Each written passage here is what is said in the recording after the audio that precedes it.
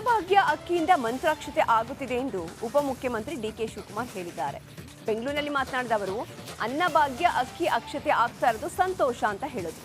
ರಾಮ ಮಂದಿರ ಉದ್ಘಾಟನೆಗೆ ನಮ್ಮನ್ನ ಕರೆದಿಲ್ಲ, ಮುಖ್ಯಮಂತ್ರಿಗಳನ್ನ ಸಹ ಉದ್ಘಾಟನೆಗೆ ಕರೆದಿಲ್ಲ. ಅರಿಶಿನ ಅಕ್ಕಿ ಸೇರಿಯೇ ಮಂತ್ರಾಕ್ಷತೆ ಆಗುತ್ತೆ ಎಂದರು. RSS people are giving this arshna mantrakshite. Arshna is tamarind we grow. Rice we are giving to every village. ಅಕ್ಕಿ ಒಂದ್ ಕಡೆ ಅರ್ಶನ ಒಂದ್ ಕಡೆ ಎರಡು ಸೇರಿದ ತಕ್ಷಣ ಮಂತ್ರಾಕ್ಷತೆ ಆಗ್ತದೆ. ನಮ್ಮ ಅಕ್ಕಿನೇ ಮಂತ್ರಾಕ್ಷತೆ ಹೋಗ್ತಾ ಇದೆ. ಬಿಕೆ ಹರಿಪ್ರಸಾದ್ ವಿರುದ್ಧ ಪುನೀತ್ ಕೆರೆಹಳ್ಳಿ ಆಕ್ರೋಶವನ್ನ ಹೊರಹಾಕಿದ್ದಾರೆ. ಬಿಕೆ ಹರಿಪ್ರಸಾದ್ ಅವರು ಸುಮ್ಮನೆ ನನ್ನ ಮೇಲೆ ಆರೋಪವನ್ನ ಮಾಡಿದ್ದಾರೆ. ದಾಖಲೆಗಳನ್ನ ಸಾಕ್ಷಿ ಇದ್ರೆ ಕೊಟ್ಟು ತನಿಖೆ ನಡೆಸಲಿ ಎಂದು, ನಂದು ತಪ್ಪು ಇರಲಿಲ್ಲ ಅಂದ್ರೆ ನಮ್ಮ ಅಪ್ಪ ಅಮ್ಮನ ಕಾಲಿಗೆ ಬಿದ್ದು ಬಿಕೆ ಹರಿಪ್ರಸಾದ್ ಕ್ಷಮೆ ಕೇಳ್ತಾರಾ ಅಂತ ಕಿಡಿಕಾರ್ತಾರೆ. ನಕಲಿ ರಾಷ್ಟ್ರ ರಕ್ಷಣೆ ಪಡೆ ಎಂಬ ವಾಟ್ಸಪ್ ಕ್ರಿಯೇಟ್ ಮಾಡಿ ಅವರೇ ಇತರ ಆರೋಪವನ್ನ ಮಾಡ್ತಾ ಇದ್ದಾರೆ. ಆದರೆ ನನ್ನ ನಂಬರ್ ಹಾಕಿ ದುರ್ಬಳಕೆಯನ್ನ ಮಾಡ್ಕೊಂಡಿದ್ದಾರೆ ಅಂತ ಆಕ್ರೋಶವನ್ನು ವ್ಯಕ್ತಪಡಿಸಿದರು. ಅವ್ರೇನು ಹೇಳ್ತಿದ್ದಾರೆ ಅಂದರೆ, ನೀವು ನಿಮ್ಮ ಮೇಲೆ ಕಾಂಗ್ರೆಸ್ನವ್ರು ದೂರು ಕೊಟ್ಟಿದ್ದಾರಲ್ಲ, ಅಲ್ಲಿ ಕ್ಲಾರಿಫಿಕೇಶನ್ ಕೊಟ್ಬಿಡಿ. ಅದು ನೀವು ಮಾಡಿಲ್ಲ ಅಂದರೆ ನೀವು ಮಾಡಿಲ್ಲ ಅಂತ ಹೇಳ್ಬಿಡಿ, ಆಯ್ತಲ್ಲ, ನಿಮ್ಮದು ಪ್ರಾಬ್ಲಮ್ ಸಾಲ್ವ್ ಆಗುತ್ತಲ್ಲ. ಯಾಕೆ ಸುಮ್ಮನೆ ಲ್ಯಾಗ್ ಮಾಡ್ತಿದ್ದೀರಿ, ಯಾಕೆ ಸುಮ್ಮನೆ ಅದನ್ನು ಎಳೀತಿದ್ದೀರಿ ಅಂತ ಹೇಳ್ತಿದ್ದಾರೆ. ನನ್ನ ಮೇಲೆ ಅಲಿಗೇಷನ್ ಮಾಡಿದ್ದಾರೆ, ಸಮಾಜದಲ್ಲಿ ನೆಮ್ಮದಿ ಹಾಳು ಮಾಡಿದ್ದಾರೆ, ನನ್ನನ್ನು ಭಯೋತ್ಪಾದಕ ಅಂತ ಹೇಳಿದ್ದಾರೆ, ಮತಾಂಧ ಅಂತ ಹೇಳಿದ್ದಾರೆ. ಇಷ್ಟೆಲ್ಲ ಅನ್ನಿಸ್ಕೊಂಡಿರೋ ನಾನು ಅದನ್ನು ಪೋಸ್ಟ್ ಮಾಡಿರೋ ವ್ಯಕ್ತಿ ವಿರುದ್ಧ ಕ್ರಮ ತೆಗೆದುಕೊಳ್ಬೇಕು, ಕಾನೂನು ಕ್ರಮ ಜರುಗಿಸ್ಬೇಕು ಅಂತ ಕೇಳುವಷ್ಟು ಪ್ರಜಾಪ್ರಭುತ್ವ ಈ ರಾಜ್ಯದಲ್ಲಿ ಇಲ್ವಾ? ಅದನ್ನು ನಾನು ಮಾಡಿದ್ದೀನೋ ಇಲ್ವೋ ಅಂತ ಅವ್ರು ದೂರು ಕೊಟ್ಟಿದ್ದಾರೆ ತಾನೆ, ಅದನ್ನು ಎನ್ಕ್ವೈರಿ ಮಾಡ್ತಾರೆ ತಾನೆ, ಮಾಡಲಿ. ಅದನ್ನು ಮಾಡಿದ್ದೀನೋ ಇಲ್ವೋ ಅನ್ನೋದು ತಿಳ್ಕೊಳ್ಳೋದಕ್ಕೆ ಮುಂಚೆನೇ ಇವರು ಬರೋದ್ರಲ್ಲ ನನ್ನನ್ನು ಭಯೋತ್ಪಾದಕ ಅಂತ, ಬಿ ಕೆ ಹರಿಪ್ರಸಾದ್ ಅವರು ಅದನ್ನು ಬರೋದ್ರಲ್ಲ ಮತಾಂಧ ಅಂತ. ಅದರಿಂದ ನನಗೆ ರಾಜ್ಯದ ತುಂಬ ಇವತ್ತು ನನಗೆ ಎಷ್ಟು ಫೋನ್ ಕರೆಗಳು ಬರ್ತಿದ್ದಾವೆ. ಬಾಯಿಗೆ ಬಂದಂಗೆ ಅವಾಚ್ಯ ಶಬ್ದಗಳಿಂದ ಬೈತಾರೆ, ಆಫೀಸ್ ಅಡ್ರೆಸ್ಗೆ ಎಲ್ಲಿ ಅಂತ ಹೇಳ್ತಾರೆ. ಇಷ್ಟೆಲ್ಲ ಮಾನಸಿಕವಾಗಿ ನನಗೆ ತೊಂದರೆ ಕೊಟ್ಟವ್ರು ಯಾರು, ನಮ್ಮನ್ನು ಟಾರ್ಗೆಟ್ ಮಾಡಿದವ್ರು ಯಾರು? ಬಿ ಕೆ ಹರಿಪ್ರಸಾದ್ ಅವರು ಬಹಳ ಉನ್ನತ ಮಟ್ಟದಲ್ಲಿರೋ ನಾಯಕತಾನೆ ಕಾಂಗ್ರೆಸ್ನಲ್ಲಿ.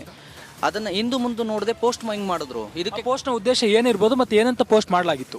ಪೋಸ್ಟ್ ಮಾಡಿರೋದು BJP ಪುನೀತ್ ಕೆರೆಹಳ್ಳಿ ಅನ್ನೋ ಮತಾಂಧ ಭಯೋತ್ಪಾದಕ ತಂಡಕ್ಕೆ ಪತ್ವ ಹೊರಡಿಸಿದೆ. ರಾಜ್ಯದಲ್ಲಿ ಕೋಮು ಸಂಘರ್ಷ ಮಾಡಲಿಕ್ಕೆ ತಯಾರಿ ಮಾಡ್ಕೊಂಡಿರಿ ಅಂತ, ರಾಜ್ಯದಲ್ಲಿ ಕೋಮು ಸಂಘರ್ಷ ಆಗುತ್ತೆ ಅಂತ ಹೇಳಿ ಒಂದು ಮೆಸೇಜ್ ಕ್ರಿಯೇಟ್ ಮಾಡಿದ್ದಾರೆ. ಅದನ್ನು ನಾನು ಮಾಡಿದ್ದೀನಿ ಅನ್ನೋ ಥರ ಪೋಸ್ಟ್ ಮಾಡಿದ್ದಾರೆ. ಒಂದು ಸ್ಕ್ರೀನ್ಶಾಟ್, ನಕಲಿ ಸ್ಕ್ರೀನ್ಶಾಟನ್ನು ತೊಗೊಂಡಿದ್ದಾರೆ. ಅದು ನಕಲಿ ಸ್ಕ್ರೀನ್ಶಾಟ್ ಆಗಿದೆ, ಅದನ್ನು ಆ ರೀತಿ ಮಾಡಿ ರಾಜ್ಯದಲ್ಲಿ ಈ ರೀತಿ ಸುಳ್ಳು ಸುದ್ದಿ ಹಬ್ಸಿದ್ದಾರೆ ನನ್ನ ವಿರುದ್ಧ. ಇದಕ್ಕೆ ಕಾನೂನು ಕ್ರಮ ಜರುಗಿಸಿ ಅಂತ ಬಂದರೆ, ನಿಮ್ದಲ್ಲ ಅಂದರೆ ಬಿಟ್ಬಿಡಿ, ನೀವ್ಯಾಕೆ ಇಷ್ಟೊಂದು ಟೆನ್ಷನ್ ತೊಗೊಳ್ತೀರಿ ಅಂತಾರೆ. ಇದು ನ್ಯಾಯನಾ? ನಿಮ್ದಲ್ಲ ಅಂದರೆ ಬಿಟ್ಬಿಡಿ ಅನ್ನೋದು ನ್ಯಾಯನಾ? ಕುಡಿದ ಅಮಲಿನಲ್ಲಿ ಕಂಡಕ್ಟರನ್ನೇ ಬಿಟ್ಟು ಕೆಎಸ್ಆರ್ಟಿಸಿ ಬಸ್ ಚಾಲಕ ಹೋಗಿದ್ದಾನೆ. ಬೆಳಗಾವಿ ಜಿಲ್ಲೆಯ ರಾಯಬಾಗ ತಾಲೂಕಿನ ಮುಗಳಕೋಡ ಪಟ್ಟಣದಲ್ಲಿ ಈ ಘಟನೆ ನಡೆದಿದೆ. ಮುಗಳಕೋಡದ ಸಂಗೊಳ್ಳಿ ರಾಯಣ್ಣ ವೃತ್ತದಲ್ಲಿ ಓರ್ವ ಮಹಿಳೆಗೆ ಚಾಲಕ ಬಸ್ ತಾಗಿಸಿದ್ದಾನೆ. ಈ ವೇಳೆ ಬಸ್ ಚಾಲಕನನ್ನ ಸ್ಥಳೀಯರು ತರಾಟೆಗೆ ತೆಗೆದುಕೊಂಡಿದ್ದಾರೆ. ಬಳಿಕ ಬಸ್ ಸೈಡ್ಗೆ ಹಾಕುವುದಾಗಿ ಹೇಳಿ ಚಾಲಕ ಕಂಡಕ್ಟರ್ನನ್ನ ಮುಗಳಕೋಡದಲ್ಲಿಯೇ ಬಿಟ್ಟು ಪರಾರಿಯಾಗಿದ್ದಾನೆ.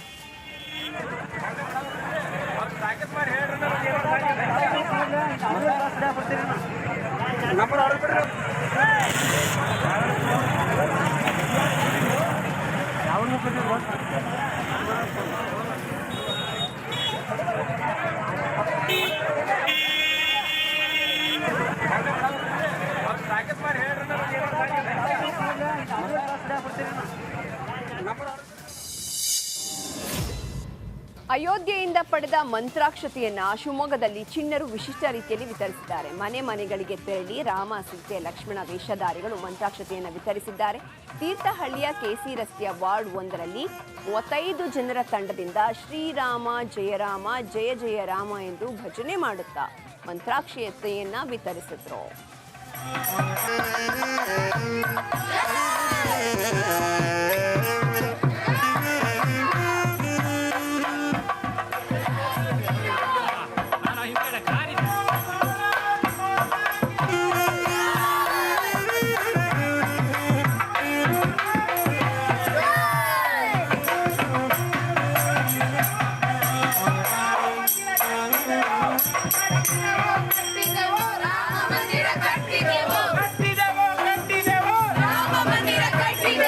बोला श्री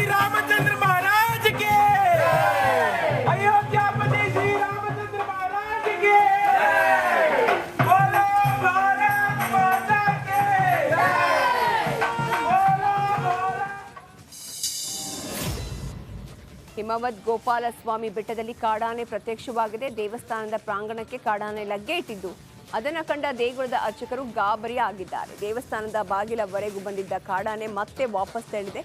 ಇದರಿಂದ ಅರ್ಚಕರು ಹಾಗೂ ಸ್ಥಳೀಯರು ನಿಟ್ಟುಸಿರನ್ನ ಬಿಟ್ಟಿದ್ದಾರೆ.